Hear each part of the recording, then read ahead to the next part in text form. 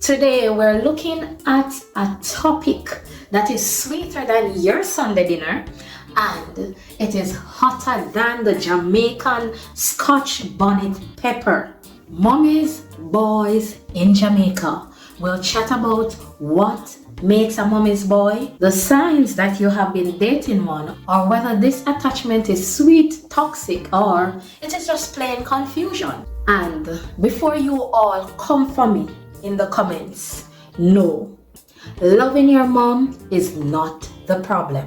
The real question is, when does the bond start to block his relationship with you? What is a mommy's boy?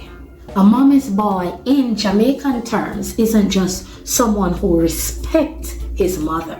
It is a man who is still attached to his mother's apron string, tighter than festival dough.